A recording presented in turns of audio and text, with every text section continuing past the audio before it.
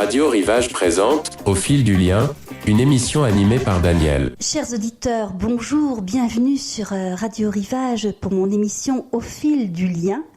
J'ai le plaisir aujourd'hui de recevoir Bernard Poirette, journaliste, animateur radio sur RTL puis sur Europe 1 et maintenant présentateur de la matinale de LCI chaque week-end et grand amateur passionné de polar. Bonjour Bernard Poirette. Oui, bonjour. Merci d'avoir accepté mon interview. Je vous en prie, c'est la moindre des choses. Plaisir pour nos auditeurs de Radio Rivage. Alors, Bernard Poirette, une carrière très longue à la radio. Maintenant, vous présentez chaque week-end sur LCI depuis janvier, si je ne me trompe pas, la matinale. Est-ce que pour vous, c'est un continuum ou est-ce que c'est très différent comme exercice ? Écoutez, c'est une fin de carrière tout à fait inattendue pour moi, puisque moi, je suis sorti de l'école de journalisme de Lille exactement au mois de mai 1981 et j'avais choisi de consacrer ma carrière à la radio. D'ailleurs, j'avais fait l'option principale de ces études à Lille, c'était la radio. Donc, quand je suis sorti, j'ai trouvé du travail très facilement parce que le début des années 80, il y avait qu'à se pencher pour trouver du travail. C'était absolument élémentaire. Et donc, voilà, je me suis lancé dans la radio, d'abord comme pigiste, ensuite à Radio France, puisque j'ai été embauché quand même à Fréquence Nord à Lille, où je ne suis resté qu'1 an parce que, voilà, j'ai rencontré une jeune femme qui m'a entraîné à Bordeaux, puis à Toulouse, puis à Moscou, puis à Washington. Tout ça d'abord à la pige et ensuite à partir de Toulouse en 1986, pour le compte de RTL en tant que salarié à temps plein et correspondant à temps plein.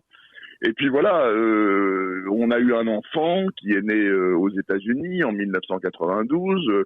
On s'est séparés, je suis revenu à Paris pour RTL. Et les gens de la rue Bayard, à l'époque, m'ont dit, écoute, on voudrait que tu restes à Paris et on voudrait que tu fasses de la présentation de journaux. Ce que j'ai fait, bien volontiers, c'était un exercice que je ne connaissais pas, puisque je n'étais à l'époque que reporter, donc entre 1981 et 1994 exactement, je n'ai été que reporter. Alors, je dois préciser qu'aux États-Unis, mais enfin, je peux y revenir aussi de manière chronologique, mais le fait est que aux États-Unis, j'ai aussi travaillé pour les Américains, pour Voice of America, qui est l'équivalent de RFI pour les Américains, à part que c'est beaucoup plus fliqué que RFI, c'est-à-dire que quand on est travailleur étranger, en l'occurrence moi français travaillant pour les Américains, il y avait une véritable censure et véritablement une relecture de tout ce qu'on mettait à l'antenne.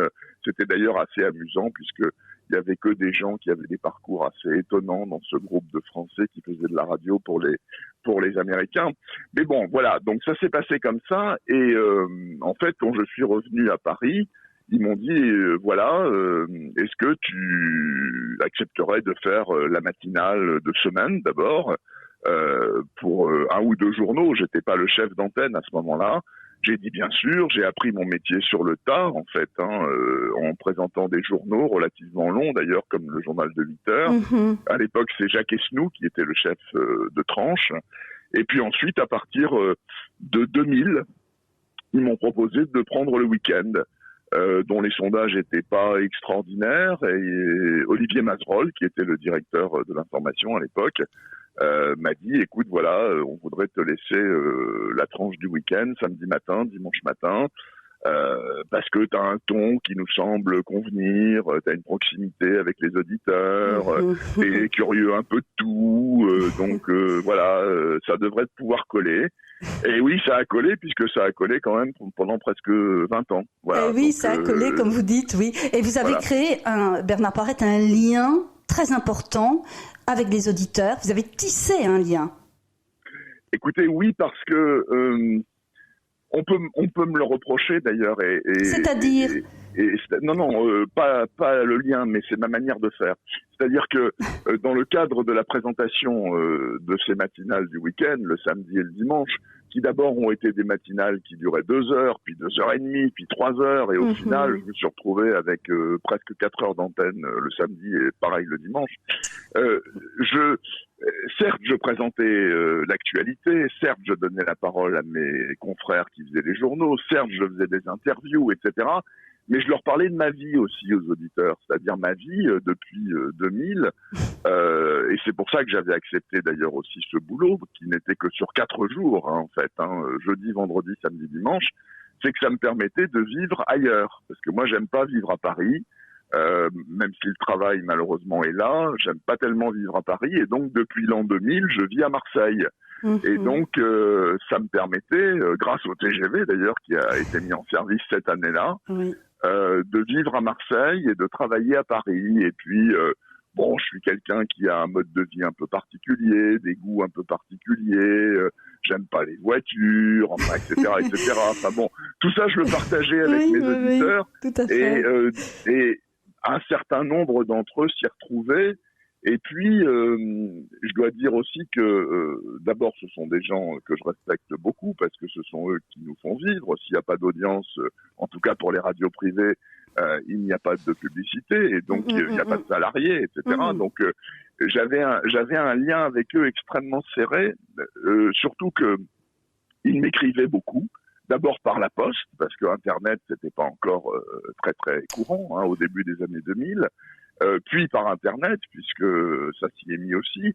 Et moi, j'ai toujours eu pour principe, à partir du moment où les gens sont polis, quoi qu'ils me disent, que ce soit critique ou pas, je réponds. Je réponds toujours. Et donc, j'ai eu, grâce à cette façon de faire, mais qui n'était pas pesante pour moi, c'est ma nature, un lien avec quelques centaines d'entre eux essentiellement, pas avec tous bien entendu, puisque quand même, je me souviens qu'au printemps 2011, au sommet des audiences du week-end et de RTL, puisqu'on était les plus écoutés de toute la chaîne, on avait 2 200 000 auditeurs. Donc 2 200 000 auditeurs à 9h du matin, le samedi ou le dimanche, c'est quand même absolument phénoménal. Et donc, sans avoir fait de publicité, il n'y avait pas ma tête sur les culs de bus, il n'y avait rien de particulier. Et donc, c'était véritablement du bouche à oreille. Et je pense que ça leur plaisait. Et moi, ça me plaisait d'être avec eux pendant 8 heures par semaine. C'était assez jouissif. Voilà. Oui, c'est votre façon de faire de la radio, finalement, entre en résonance avec les attentes des auditeurs. Écoutez, on peut dire ça peut-être comme ça. En tout cas, je sais que maintenant que je ne suis plus à RTL, maintenant depuis 2018, donc ça fait 6 ans bientôt, j'arrête pas de croiser encore des tas de gens, que ce soit à LCI ou même en dehors du cadre professionnel, qui me disent « Ah là là, je vous ai écouté à RTL pendant des années, c'était mon rendez-vous du week-end, je me réveillais avec vous, c'était formidable, on avait l'impression de retrouver un copain, enfin bon voilà. » Donc visiblement, le ton et la formule marchaient. Ce qui fait qu'accessoirement mes chefs à RTL m'ont foutu une paix royale pendant 20 ans, ce qui est le summum du bonheur, puisque vous êtes totalement libre de vos mouvements et de votre manière de faire, donc c'est vraiment le pied intégral. Et puis voilà, donc ça s'est formidablement bien fini. En tout cas, ça s'est beaucoup mieux déroulé que ça ne s'est terminé. Oui, tout à fait. On se rappelle du contexte. Alors là, donc vous êtes à nouveau au travail le week-end. D'ailleurs, vous prolongez votre travail en nous accordant cette interview ce matin, lundi matin. Ah, mais je vous en prie. Et donc, Bernard Poirette, vous êtes dans un continuum parce que votre façon, enfin, je vous ai vu donc sur LCI, votre façon de présenter les matinales, bon, avec votre équipe, est très nourrie, bien sûr, de votre expérience et de votre ressenti de tout ce que vous avez fait sur RTL et à la radio. Alors, c'est évident. Et pour une simple raison, c'est que quand j'ai été contraint de me mettre à la retraite, parce que je vous signale que je suis à la retraite, là, actuellement, depuis le mois d'août 2018. Alors, ça ne se voit pas, ça ne s'entend pas. Mais en tout cas, je suis retraité. Donc, en fait, je suis dans le cadre de ce qu'on appelle un cumul emploi-retraite. D'accord. Parce que, malheureusement, comme je suis parti à la retraite, j'ai commencé instantanément à m'emmerder comme un rat mort. C'est vrai. Et donc, oui, je me permets de dire à tous vos auditeurs, faites attention si vous voulez partir à la retraite.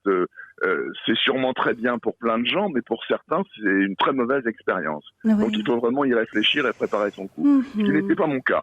Et donc, le résultat des courses, c'est que au moment où je me suis mis à la retraite, eh bien, je reçois un coup de téléphone. C'était en juin 2020, si je ne m'abuse, oui, absolument, ou 2021. Et il y a quelqu'un qui m'appelle, c'était quelqu'un de LCI que je ne connaissais pas, et qui me dit bonjour, j'ai oublié son nom, et il n'est plus à LCI depuis.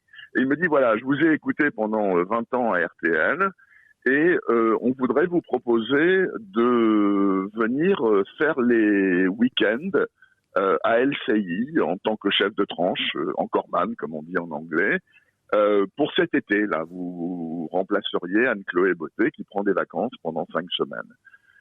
Et je leur dis mais attendez, je n'ai jamais fait de télévision de ma vie, jamais. Donc vous êtes fous. Vous n'allez pas me laisser 4 heures d'antenne le samedi et 4 heures d'antenne le dimanche à un type qui a l'âge que j'ai et qui n'a jamais fait de télévision. Et il me dit, si, il n'y a aucun problème, on vous a écouté, moi je vous ai écouté pendant si longtemps, je suis sûr que les problèmes techniques de caméra et toutes ces conneries, c'est totalement annexe. Je sais que vous avez le ton et je sais que c'est ça qui plaira aux gens du week-end. Bon. Alors, moi, j'ai pas hésité très longtemps parce que comme déjà je m'emmerdais sévèrement, je lui ai dit écoutez, je pense que vous allez dans le mur, mais c'est votre responsabilité, donc j'accepte. Et donc ils me disent bien entendu, on vous fera une petite formation, etc. que je n'ai jamais eue d'ailleurs accessoirement. Et voilà, je me suis retrouvé au week-end l'été 2021. Sans jamais avoir fait ça, avec pas un poil de sec, autant vous le dire. Oui. Et finalement, je n'ai jamais regardé le résultat parce que j'avais jamais réécouté mes prestations radio pendant 30 ans. J'allais pas commencer à regarder mes prestations télévisées. Donc je n'ai jamais regardé ce que ça donnait. Mais ça a plu visiblement puisque l'audience ne s'est pas effondrée instantanément. Au contraire, j'ai même réussi à progresser un petit peu. Bon, évidemment sur des montants qui sont assez bas parce que LCI, c'est pas les audiences de RTL, on est bien d'accord, hein, voilà. Mais en tout cas, à l'issue de cet été-là, les chefs et les responsables de LCI m'ont dit c'était super. Est-ce qu'on peut encore faire appel à toi de temps en temps pour remplacer un tel ou un tel parce que ça nous plaît beaucoup. Et je leur ai dit oui. Et depuis cet été 2021 jusqu'à il y a 1 mois et demi, 2 mois, j'ai fait des remplacements un peu de plusieurs tranches, mais essentiellement le matin en tant que chef de tranche. Et puis à la mi-décembre, ils m'ont encore appelé en me disant écoute, Christophe Beaugrand, qui est le co-animateur des matinales week-end, s'en va à TF1 puisqu'il va rejoindre l'équipe de la nouvelle matinale Bonjour avec Toussaint. Donc le poste est vacant jusqu'à la fin de la saison, là jusqu'en juillet. Est-ce que tu le veux? Et je leur ai dit oui, bien entendu. Et donc ce qui fait que j'y suis tous les week-ends. Voilà, c'est un CDD. Je ne sais pas sur quoi ça débouchera, mais en tout cas je m'amuse beaucoup. L'équipe est absolument géniale. Ils sont tous fous furieux. Mais ils sont tous extrêmement allants, très volontaires, très gais. Enfin, voilà. Donc, certes, je me lève à 3 heures du matin le samedi et le dimanche, mais ça, je l'ai fait pendant si longtemps que ça me pèse pas particulièrement. Et je le fais avec beaucoup de plaisir. Et je continue à prendre le TGV ensuite pour aller à Marseille et je reviens ensuite pour travailler à Paris, comme je l'ai fait pendant plus de 20 ans à RTL. Voilà. Oui, vous prolongez en fait ce que vous avez toujours fait, vous vous réalisez, vous vous épanouissez aussi dans ce rythme à nouveau du week-end. Alors finalement, quand on travaille le week-end, Bernard Poirette, on peut moins aller au cinéma. Est-ce qu'il y a des choses que vous regrettez de ne pas pouvoir faire le week-end ?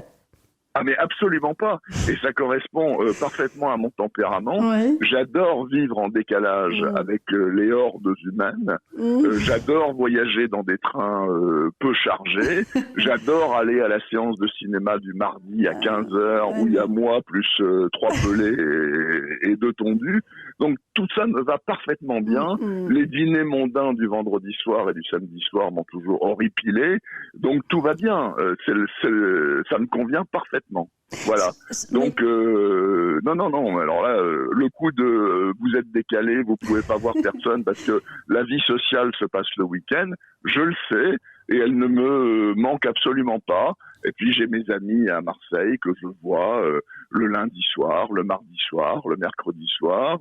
J'ai mes amis à Paris que je vois le jeudi soir quand je rentre, etc. Et donc ça ne me pose aucun problème. Oui, c'est le bonheur. votre entourage vous s'adapte à votre temps de travail. Si vous voulez, ils savent que voilà, pour me voir à Paris c'est le jeudi soir, à Marseille c'est en début de semaine, puis voilà. Une fois qu'on le fait, on le fait, c'est bon. Alors une carrière très riche. Des rencontres nombreuses. Est-ce que pour nos auditeurs de Radio Rivage, vous pouvez, Bernard Poirette, nous raconter voilà, une rencontre, soit à la radio, soit à la télévision, qui vous a particulièrement marqué ou un événement de l'actualité? Écoutez, je vous dirais que c'est une période qui m'a profondément marqué, bouleversé et changé à tout jamais.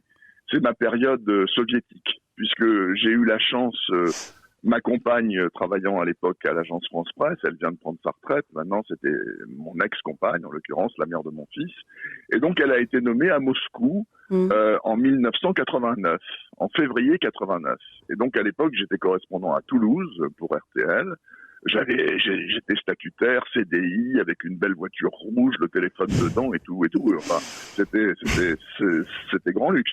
Et je leur dis, écoutez, je suis désolé, mais il faut que je parte à Moscou. Alors, ils étaient un peu sidérés. Ils me disent, mais qu'est-ce que tu vas foutre à Moscou? Genre, je leur explique que, ma compagne y va pour l'AFP.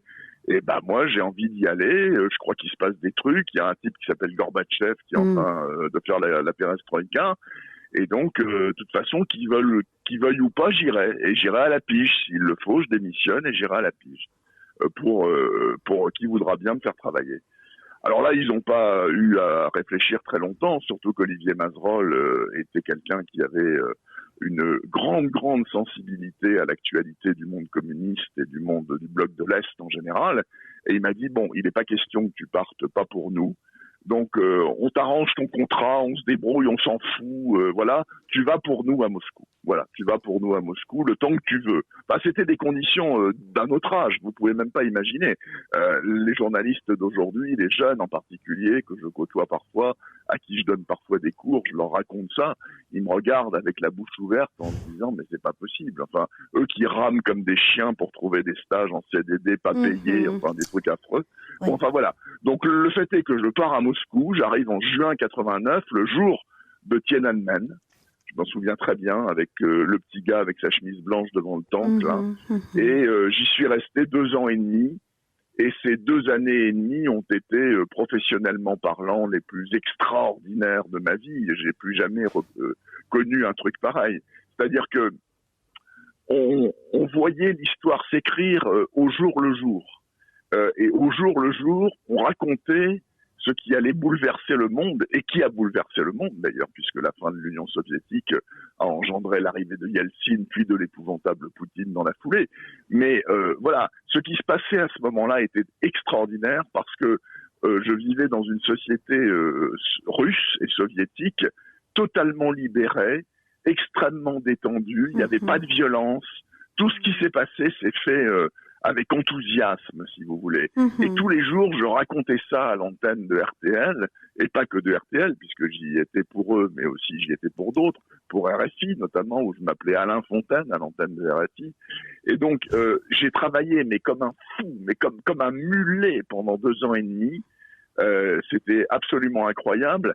Et donc, évidemment, tout ça à Moscou, parce qu'à l'époque, ça avait beau être la perestroïka, il y avait quand même 75 ans de communisme derrière, et on pouvait pas circuler et voyager comme on voulait dans tout le pays, et encore moins faire des reportages. Et il n'y avait pas de téléphone, et il n'y avait pas Internet. Donc si vous quittiez Moscou, vous ne pouviez plus communiquer avec le monde extérieur. C'était fini. Il fallait 24 heures d'attente pour avoir une ligne pour Paris, une ligne téléphonique. Donc c'était l'enfer absolu.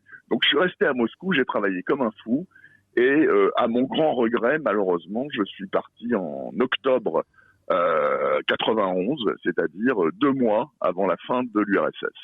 Et donc j'ai pas vécu la fin de l'URSS en direct là-bas, Et pendant ces 2 années et demie, qui ont été les plus belles de ma vie professionnellement parlant, il y a absolument pas photo.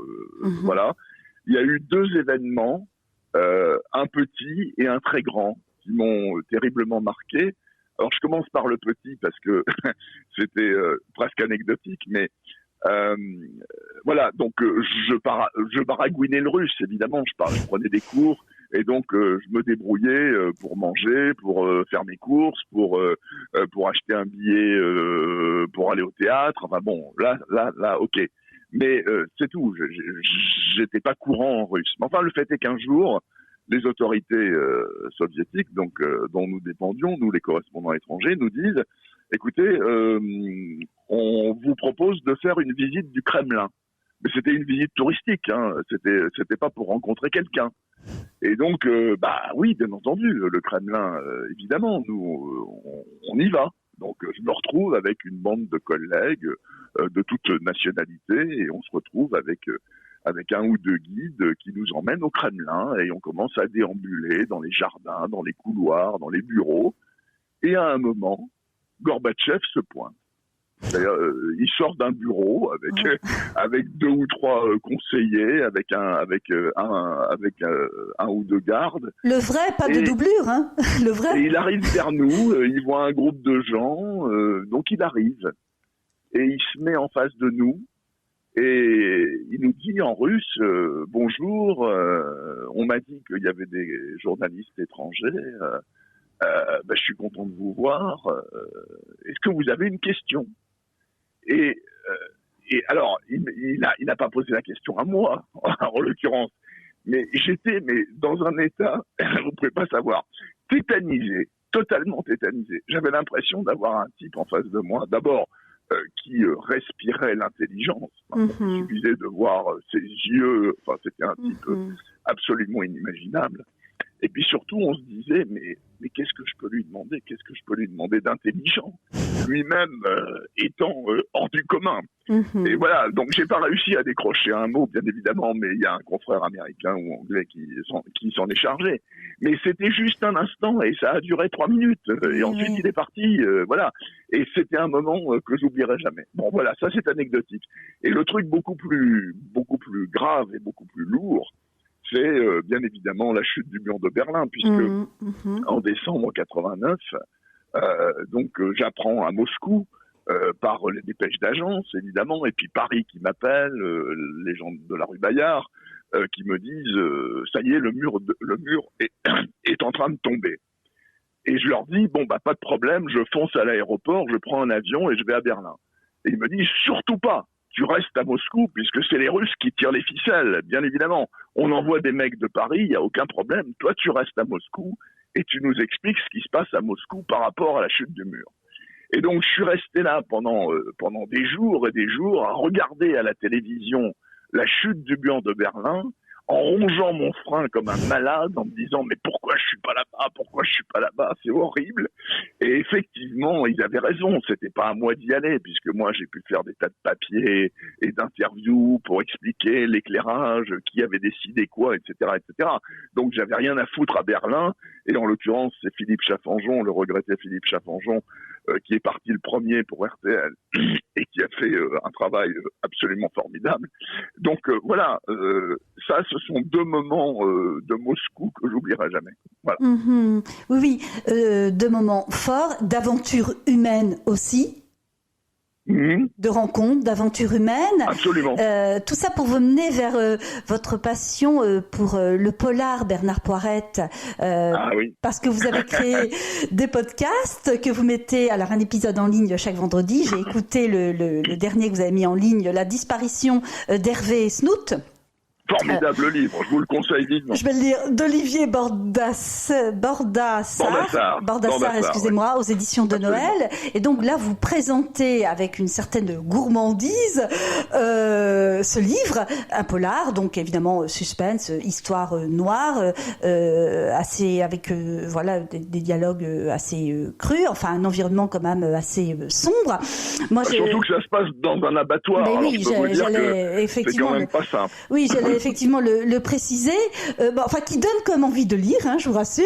Moi, je me suis posé la question, quand on présente Bernard Poirette, l'actualité qui est aussi tragique, hein, depuis plusieurs mois et plusieurs années, on se dit peut-être que les journalistes ont besoin de penser à des choses plus légères. Et vous non, vous c'est le polar, c'est les histoires sombres. Qu'est-ce que vous pouvez nous dire de cette passion? Savez, moi, quand j'étais jeune adolescent, j'avais pas la télévision chez moi à Lille, là chez mes parents. On a eu la télévision en fait que à la fin des années 70. Et donc j'ai passé toute mon enfance et une partie de mon adolescence sans télévision. Et c'était une famille où on lisait comme des forcenés. Enfin, on était tous des espèces de papivores absolument invraisemblables. Donc je me suis à peu près tout enfilé. Et dans le domaine du polar, effectivement, Sherlock Holmes, Harry Dixon, Agatha Christie, Simenon, les romans noirs de Simenon, enfin, etc., etc. Donc tout ça, ça a baigné toute ma jeunesse. Et donc, naturellement, j'en suis arrivé au polar, mais pas qu'au polar d'ailleurs, parce que je lis beaucoup d'autres choses. Enfin, le temps n'est pas inextensible, et en plus, je lis pas très vite. Donc, pour tout vous dire, comme je lis pas très vite et que les livres, il faut le temps de les lire, j'arrive à en lire actuellement 2 ou 3 par semaine, grand maximum, quand ils sont pas trop gros. Voilà. Mais le fait est que j'ai toujours eu une passion pour le roman policier, mais plus exactement, pas tellement le roman à énigmes, genre Agatha Christie, mais plutôt le roman noir, le roman social, le roman d'ambiance, plutôt les romans noirs de Simenon. Alors, si vous voulez, les romans durs de Simenon, pas les Maigret. Hein. Donc voilà. Donc ça, moi, j'ai toujours beaucoup aimé. Et il se trouve que quand RTL m'a demandé de m'occuper des week-ends, on a réfléchi tous ensemble avec les chefs en se disant, voilà, qu'est-ce qu'on peut proposer aux auditeurs le week-end? Et moi, j'ai insisté lourdement en disant, moi, je veux qu'on fasse de la culture. Voilà. Parce que il y a les journaux, certes, et dans les journaux, on parle de l'actualité et de tout son cortège d'horreur.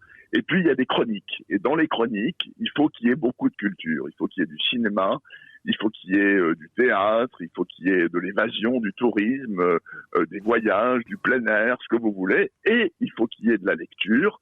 Et moi, si vous voulez, je vous crée une rubrique roman policier, puisque c'est mon fonds de commerce. Et à l'époque déjà, au début des années 2000, c'était un gros morceau de l'édition française. C'est-à-dire qu'actuellement, les romans policiers, je crois, représentent 25% des ventes de livres en France. Et je crois que c'était plus encore à l'époque. Donc, j'ai eu aucun mal à leur dire, voilà, moi je veux vous faire une chronique de polar, on peut l'appeler C'est à lire, si vous voulez, ça s'appelle comme ça depuis le début. Je vous la fais en direct et ça fera 2 minutes 30. Voilà, 2 minutes 30, tout compris.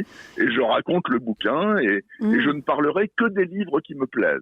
Parce que je n'ai qu'un rendez-vous par semaine et j'ai autre chose à faire que de dézinguer des mauvais livres. Et Dieu sait qu'il y en a beaucoup. Donc, je ne parlerai que des livres qui me plaisent. Et comme ça, j'espère que ça donnera envie aux gens d'aller les acheter dans la foulée. Et ça a fonctionné au-delà du raisonnable, puisque, bon, vu les audiences qu'on avait, majoritairement des femmes, en plus, à peu près 60% d'auditeurs étaient des auditrices, qui sont, on le sait aussi, à peu près dans la même proportion des lectrices, à peu près.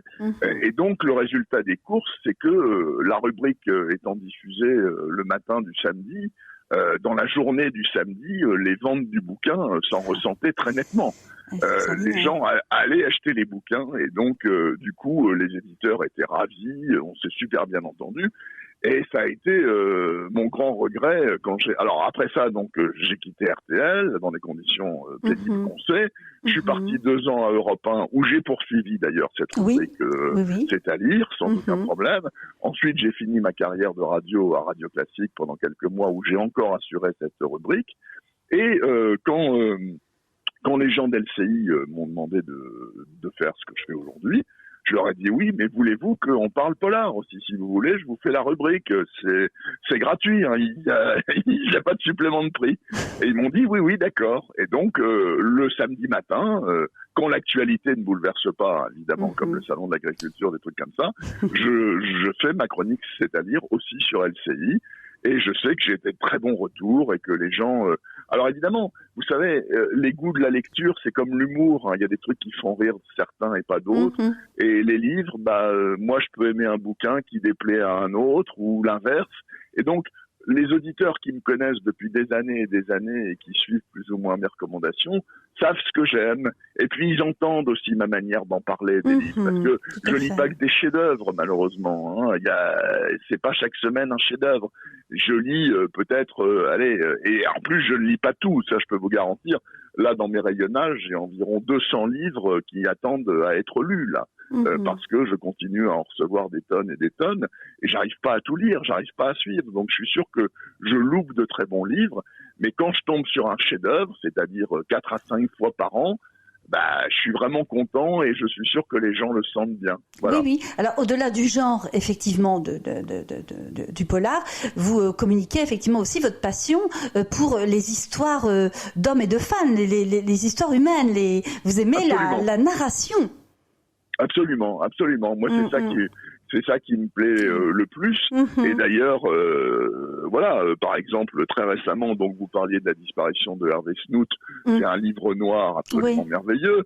Il y a 15 jours ou 3 semaines, j'ai fait un Joseph Incardona qui s'appelle Stella et l'Amérique, qui est une véritable merveille. Mais j'adore Incardona, c'est un de mes auteurs fétiches depuis plusieurs années, donc ça c'est absolument sublime également.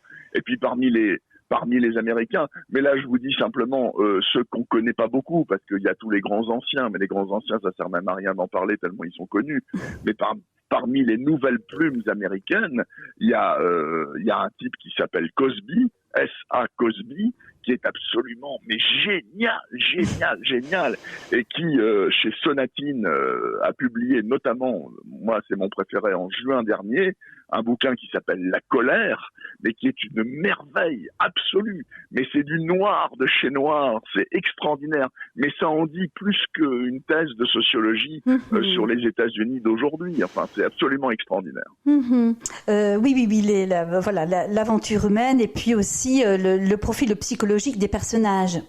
Aussi, c'est vrai. C'est vrai que c'est vrai que c'est là qu'on reconnaît les grands auteurs. Un grand auteur, c'est un type qui a l'idée d'une histoire qui tient debout, qui est solide, qui est costaud, qui est ancré dans la réalité, etc.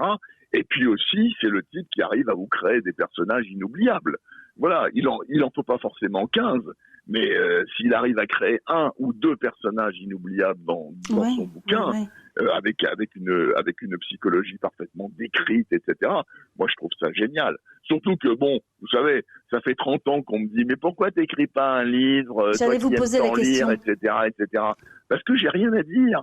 Mais je n'ai rien à dire. Et je lis tellement de mauvais livres chaque année qui n'auraient même pas dû être imprimés et qui, de toute façon, finiront au pilon, que je me dis, mais je suis incapable même de faire la ponctuation d'un roman dur de Simenon. C'est impossible. Je veux dire, on est auteur ou on n'est pas auteur. J'ai même jamais essayé. Alors vous allez me dire, oui, mais vous devriez être un peu plus courageux que ça. Lancez-vous, vous verrez bien ce que ça donne et tout. Non, écoutez, je n'en éprouve pas le besoin. Et surtout, je vous dis, je suis très humble vis-à-vis de l'écriture. Je lis tellement de choses merveilleuses que j'ai pas envie de pondre une bouse. Voilà, et je pense que je pondrai une bouse.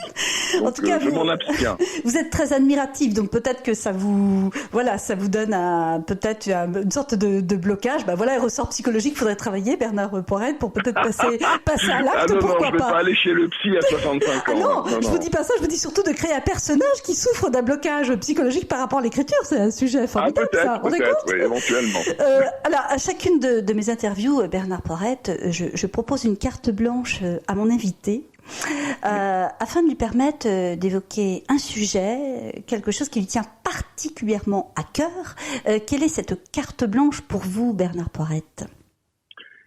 Écoutez, on va en revenir à la Russie, alors, si vous le voulez bien. Avec plaisir. Je serai très bref, parce que depuis 2 ans que la tragédie ukrainienne a commencé, j'ai vu, j'ai constaté, j'ai entendu, j'ai lu tellement de conneries sur les Russes que ça me hérisse le poil.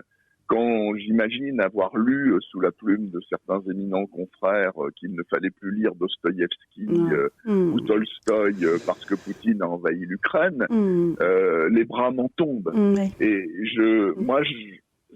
à chaque fois que je le peux, et en l'occurrence vous m'en donnez l'occasion là, je dis aux gens, et à vos auditeurs aujourd'hui, ne jugez pas la Russie par son dirigeant, qui est un criminel, comme l'était Staline d'ailleurs. Voilà. Donc, ce sont des gens absolument formidables, les Russes, qui sont extrêmement cultivés, bien plus que nous ne le serons jamais, qui ont une véritable sensibilité à des tas de choses que nous ignorons. Et alors certes, ils ont l'histoire qu'ils ont le tropisme qu'ils ont, j'ai lu des tas de choses sur le peuple russe, mais voilà, moi j'ai envie de dire, Poutine passera et il restera le peuple russe. Et le peuple russe, certes, il n'a pas mérité ce type-là, et malheureusement il va le réélire dans quelques semaines. Mais voilà, c'est ça que j'ai envie de dire. Il faut pas dire que tout est à jeter, absolument pas. Voilà. Et notamment en matière culturelle, parce que voilà, pour ça, au moins, c'est un très grand peuple. Oui. Voilà. Un trésor, la culture russe, hein, la littérature, le cinéma aussi. Oui, absolument. Merci Bernard Poirette. C'est difficile de vous dire au revoir. Je vous en prie. Merci en tout cas de m'avoir appelé. Je vais remercier Marie-Noël et Sophie qui m'ont aidé à préparer cette interview. Moi aussi, même sans les connaître. C'est gentil pour elle. Je remercie Bertrand qui s'occupe du son, de la technique, du montage, qui m'accompagne à chacune de mes émissions. Et ça, c'est le principal en radio, hein, parce que si le son est dégueulasse, ça vaut pas le coup. Effectivement, j'entends beaucoup ça, effectivement, quand je prends l'antenne. Merci Bernard Poirette. Vous allez peut-être promettre à nos auditeurs de Radio Rivage de revenir à mon micro. Peut-être, pourquoi pas, notamment si je passe dans le Morbihan. Ah, merveilleux. Vous viendrez à notre studio qui se situe à Arzon, tout près de Port-Navalo, dans le golfe. Mais je connais très bien. Merveilleux du golfe du Morbihan. Nous serons heureux de vous faire visiter notre studio, de vous rencontrer, de faire rencontrer aussi nos auditeurs. Ça a été un grand plaisir. Je vous remercie vraiment beaucoup. Une joie et beaucoup d'émotion aussi à entendre votre voix. Puis encore une fois, difficile de dire au revoir à celui qui nous a tellement dit bonjour et qui continue le week-end nous dire bonjour et qui a prolongé, chers auditeurs, son week-end de travail pour vous, chers auditeurs de Radio Rivage. Aujourd'hui, ce matin, ça me fait très très plaisir. À bientôt, cher Bernard Poirette. À bientôt, bonne journée et bonne continuation à vous. Merci infiniment. Merci beaucoup. Au revoir. Au revoir. C'était Au fil du lien, une émission animée par Daniel sur Radio Rivage.